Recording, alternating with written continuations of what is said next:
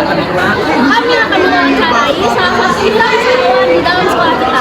Silakan nikmati wawancara kami. Baiklah, sekarang kami sedang bersama dengan Bu Tuti, yaitu guru konseling. Kami akan menanyakan beberapa pertanyaan tentang wirausahawan Ibu Rumahan Ibu Jawab. Untuk pertanyaan yang pertama, apa saja yang Ibu jual saat ini?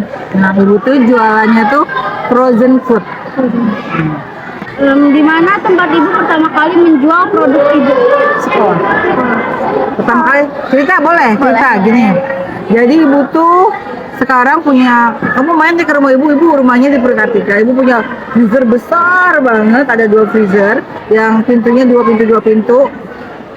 Tapi awalnya dari kecil. Jadi ibu tadinya cuma beli 5. Kamu tahu yogurt My Healthy nggak? Yang kecil-kecil, My Healthy yogurt tuh ibu usahanya dari situ. Terus ibu jual di sekolah laku. Terus akhirnya ibu berpikir lagi gimana caranya biar yogurt itu bisa laku. Karena ibu udah sampai pasar, ternyata di Ciledug tuh waktu itu belum ada yogurt. Jadi akhirnya Bu Tuti nitip ke Antofrozen. Antofrozen Yang di Lembang itu. di pasar Lembang ada, pasar Saraswati ada, pasar Borobudur ada, pasar Kebayuran ada, pasar Anyar ada, Sepatan ada, pasar Bengkok ada. Daging food Antofrozen. Nah, ibu di situ nitip yogurt, My Healthy yogurt, My Healthy jelly, nitip apa lagi ya? Bakso aci, ngejeletot, abon sama dendeng. Ibu ada 5 produk yang ada di toko. Tapi selain Ibu Tuti konsinyasi kayak gitu, ibu juga jual online di Shopee. Ibu ada toko di Shopee namanya Rumah 1_1. Udah star kok itu. Tuh. Jadi memang ibu senangnya di produk frozen food. Bagaimana cara Ibu membuat produk itu? Antara Ibu memesannya atau Ibu membuatnya sendiri? Nah itu Bu Tuti langsung dikirim dari pabrik di tangan pertama. Ibu nggak buat sendiri, dari pabrik. Jadi Bu Tuti sini sebagai agen. Jadi Ibu mendaftar untuk menjadi salah satu agen untuk menjual produk itu. Betul. Dan untuk modal, berapa modal pertama yang Ibu keluarkan? Modal pertama ya, nggak sampai juta-juta sih orang pertama tuh.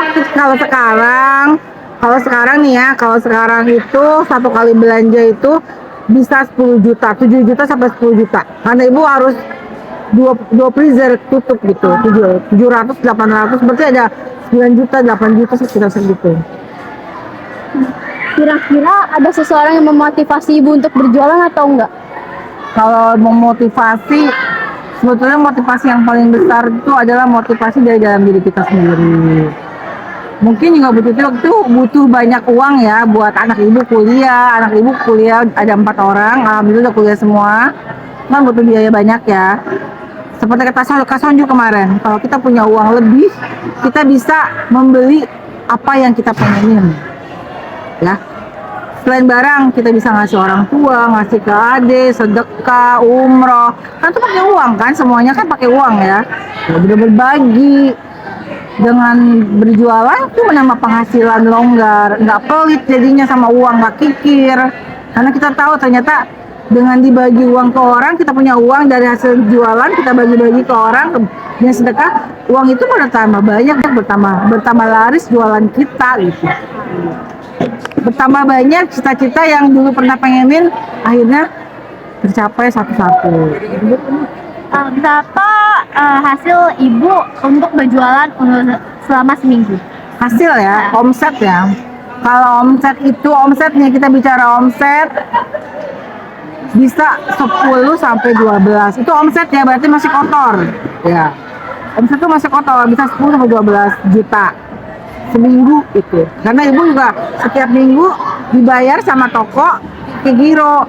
Jadi itu nanti ibu cairkan di bank BCA setiap minggu. Biasanya setiap hari Rabu nih ibu dapat uang untuk kemarin. Tapi kan dari misalnya 12 juta itu kan nggak semuanya uang keuntungan kan.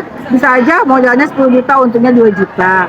Atau modalnya misalnya 9 juta untungnya 3 juta buat gitu. Itu dari yogurt aja ya, Anto ya. Belum kalau kita juga jualan di Shopee gitu. Bagaimana cara ibu mendapatkan keuntungan dari barang yang ibu jual itu? Ibu selalu mencari produk langsung dari pabriknya, dari orang yang membuatnya. Kenapa? Karena kalau kita dapat barang langsung dari pabrik, kita dapat harga murah, sehingga kita bisa menjualnya, dapat untungnya lebih banyak, dan kita bisa bermain harga, nggak takut kemahalan karena kita tahu harganya tuh segini gitu.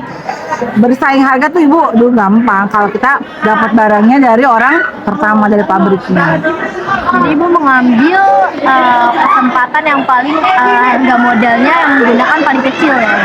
Gimana? Yang harga modalnya paling kecil yaitu agen. Ibu mengambil langsung dari Ya dari pabrik karena bukan modal paling kecil istilahnya, harganya lebih murah dibandingkan kalau Bu Tuti beli di toko ataupun di. Jadi ibu sekarang ya agen, jadi ibu agen gitu.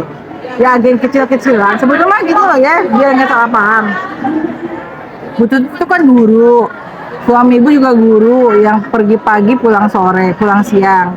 Itu jadi usaha itu bukan 100%, tetap tugas Bu Tuti yang utama itu adalah di sekolah. Jangan sampai tugas utamanya dikalahkan sama berjualan gitu. Jadi ibu tidak terlalu ambisius banget, tapi senang banget kalau dapat penghasilan tambahan tuh gitu aja. Yang biasanya ibu ya pokoknya banyak lah untungnya.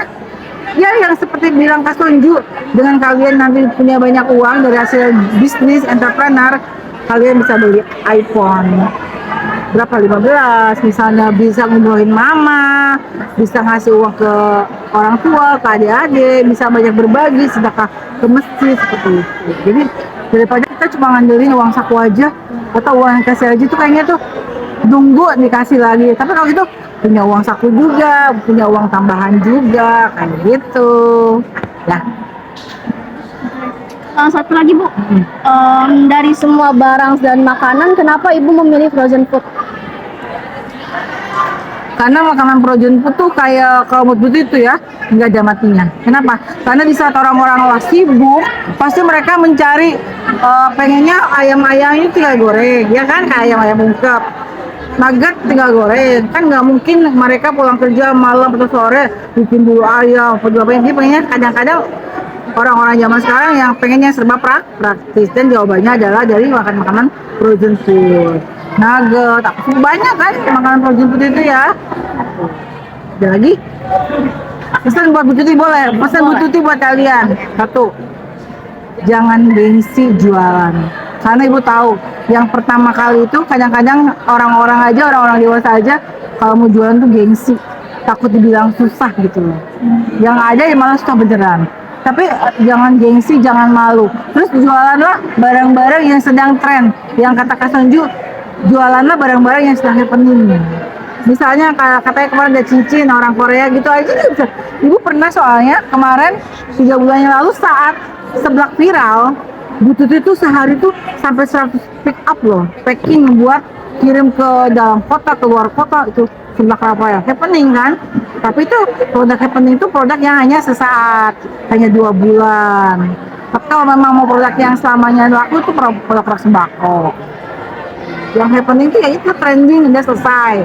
Jadi mengikuti apa yang ada di benar. ngikutin tren. Ngikutin tren yang laki laku di pasar tuh apa. Makanya sering-sering lihat Google, sering-sering lihat TikTok. Ya pokoknya jangan gaptek lah, harus lihat-lihat pasar juga, survei pasar. Karena sudah azan dan ingin sholat, itu saja pertanyaan dari kami, dan ada yang ingin tambah. Baik, kita saja. Terima kasih Bu. Semuanya.